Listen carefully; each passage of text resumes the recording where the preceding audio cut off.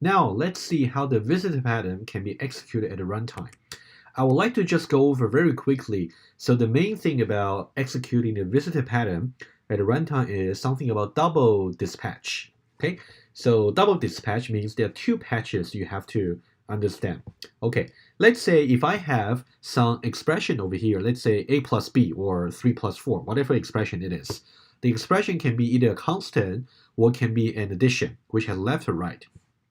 Now, when I say any expression e, for example, e.accept some visitor over here, and the visitor can be either an evaluator, can be pretty printer, or type checker, okay? The first dispatch, what does it mean? When I say e.accept, now, which accept feature am I going to call, right? That's the first patch. Every patch means depending on the dynamic depending on the dynamic type of the call targets. When I first say e.accept, E is the call targets or the context objects. Depending on what the E's dynamic type is, I'm going to call either the version of accept over constant class or over the addition class. So that's the first patch. Okay.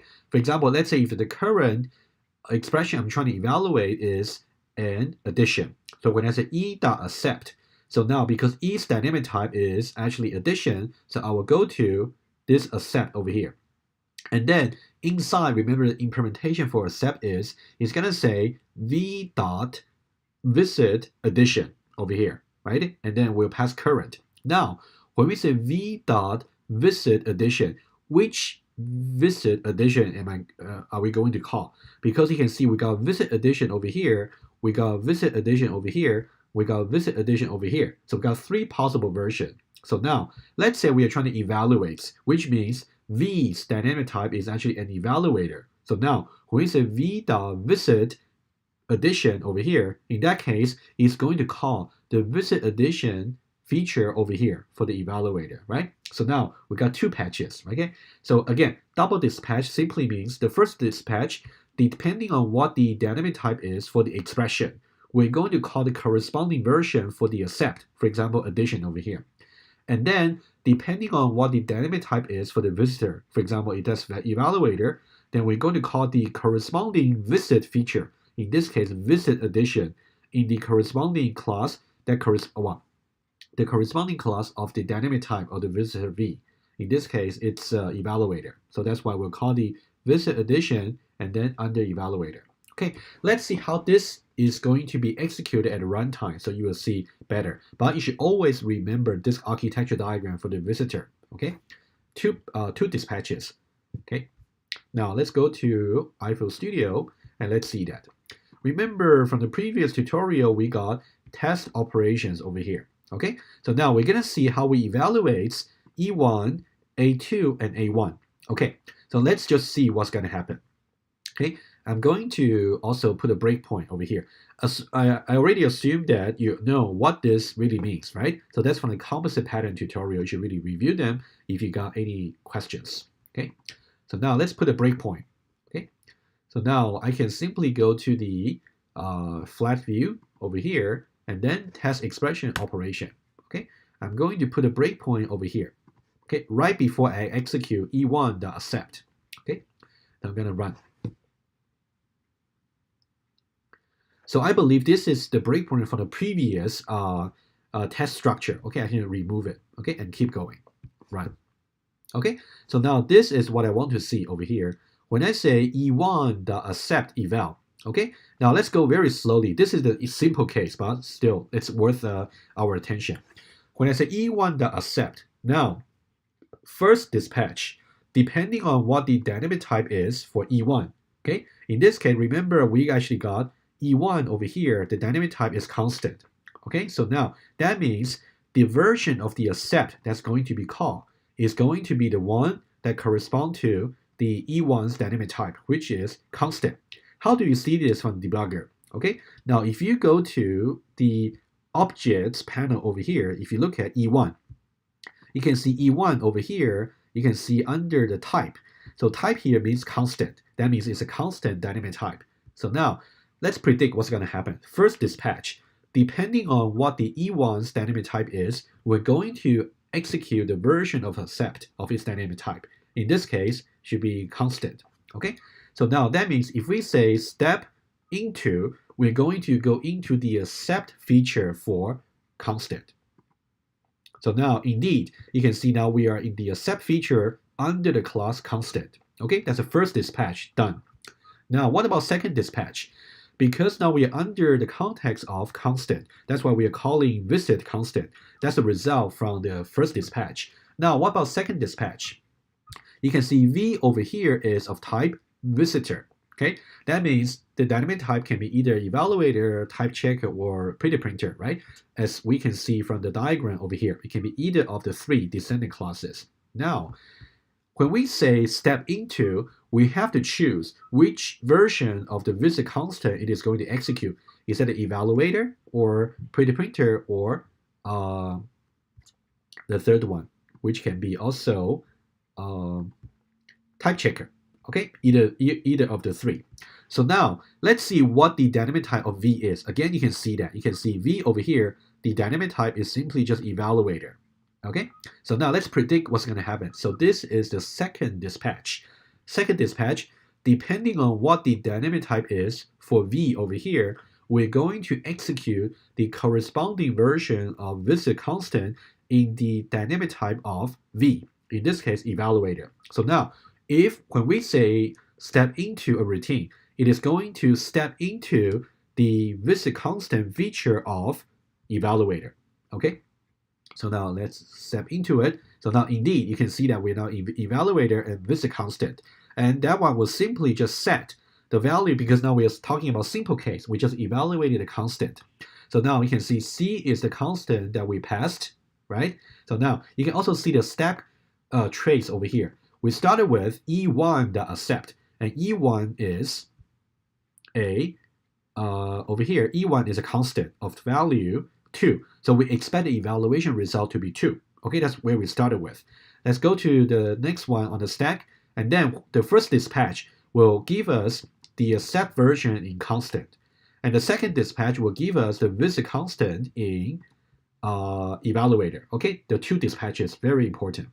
And now to evaluate this constant over here, which is simply just e1, and e1 is of type constant and then value 2.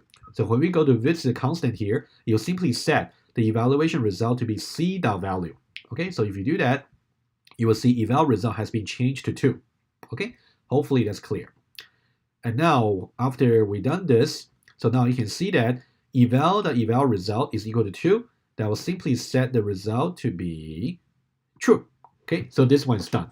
Okay, let's just do one more, and I'll leave the next one as exercise for you. Okay, let's now do a2.accept eval. Let's see how a2 looks like in terms of object structure. You can see a2 over here under object panel over here. a2 over here is an addition at the top, so that should have an left and right. The children has size 2. You can see the first child over there is simply a constant, right? Because remember, a2 was created using e1 and c2, two constants. Okay, e1 is actually 2, and also c2 is actually 3. Okay, 2 and 3. Okay, so now you can see the first item for, okay, again, a2 is over here. a2 is a composite as well, so that's why you got the children over here. The first child is the left, which will be the constant of value 2 over here, and the right and the next elements, the next node on the list will be simply an item here, also constant, and of value 3. So 2 and 3. Okay, so now that's the structure, composite structure for a2. So now let's now try to go a little bit further. Okay, let's say if you say accept, and then you will simply see the evaluation result to be 5. Okay, let's just start a debugger again, and I want to look at this particular line and see how that works. And then I'll leave this one over here as an exercise for you, because A1 is slightly more complicated. You can see that over here, this is A2. A2, the left-hand side is simply just a constant, and the right-hand side is also a constant. Okay, so when we do evaluation, we have to do the left, do the right, and then add them up together. Now for the A1 over there is slightly more complicated, because the left-hand side is actually an addition, and the right-hand side is a constant. Okay, so now let's do this one here. Okay, let's stop the debugger over here and run again. Okay, so now we're here. So now A2 is an addition. Okay, first dispatch, because A2's dynamic type is addition. So we are now going to call the accept that's defined in the addition class. Okay, let's step into it. So now you can see now it's the accept under addition. First dispatch done. So now second dispatch, because we know that V over here is of type evaluator over here, because V's dynamic type is evaluator, so we're going to call the visit addition that's defined in evaluator. That's second dispatch. Okay, let's step into it. Now you will see this is what we have, right? So now you can see 8. Remember for A over here, that's the addition we are talking about. That addition there has 2 children, and then the first one and the second one are both constant. Okay, so item over here, first child, is a constant of value 2. And you can see the constant over here. Okay, the first one is a constant of value 2. And the second child, the next child, is also a constant of value 3. Okay, so now let's see how we can do it. Okay, let's execute line by line. This line, this line. So now over here, that's kind of recursive call, right? Because now we say that in order to figure out the value for A, we want to evaluate its left-hand side and then the right-hand side first before we add up the result. Okay, so now let's do this very carefully, and I'll leave the A1 evaluation to you as an exercise. So now you can see that A over here, the left should be, okay, let me just do some expression call over here for you, so you will see. Okay, let me just do it here. Let me just delete all those from previous tutorial videos first. Let me delete them. Okay, now when I say A dot left, you can see A dot left is actually a constant, right? Because we got 2 plus 3.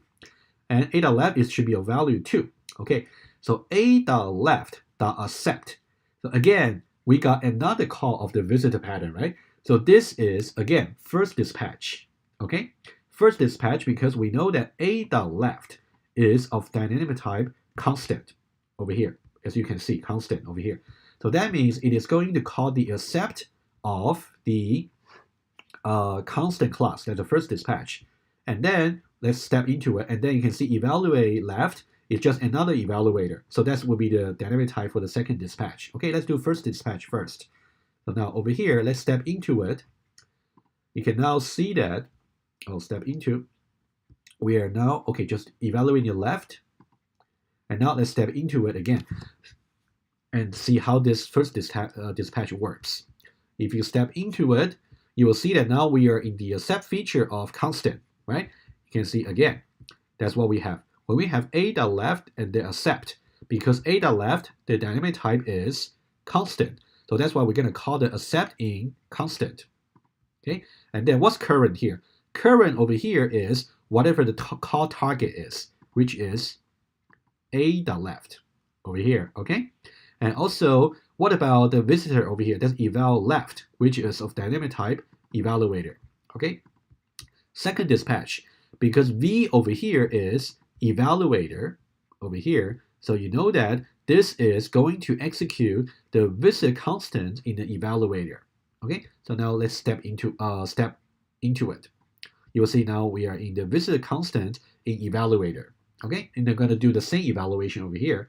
And after this, you will see, okay, back here, now we're back to the test. Now we'll do A dot right dot accept. What you should notice is now A dot left have been evaluated and the result has been stored in the eval left. Okay, let's just try that. Eval left dot eval result. Over here, it simply got 2. That makes sense because A dot left is simply of constant value 2. Okay, and then we also do A dot right dot accept. So you will do the same walkthrough. If I step over again, so you will see eval right dot eval result. That'll give you 3. Okay, so that's why when you say what's the eval result for the current addition argument over here, that should be 2 plus 3. So that's why you get this result plus this result. So this result over here plus this result over here, 2 plus 3. Okay, so once you get that, you'll see that for the current objects, the evaluator for the addition over here, the current object has an eval result 5, which is 2 plus 3. Now let's go over here now. Now back to the test over here at the top level. So now the eval result is simply just 5, and that pass. Okay, hopefully now you see 2 instances of the double dispatch. So hopefully you get a better idea. And as an exercise for you, as you can see over here, we have A1.accept, but A1 is slightly more complicated than A2. For A2, which is over here, because A2, the left hand, so this is A2, okay, just a simple addition. For A2 over here, the left is simply 2. The right is simply just another constant 3.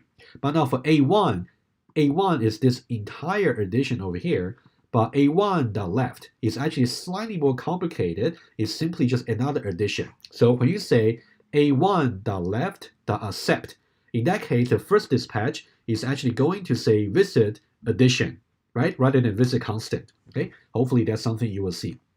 Okay, it's very important for you to really try this yourself and really try to understand how the double dispatches work for the visit pattern. If you got trouble, you can talk to me.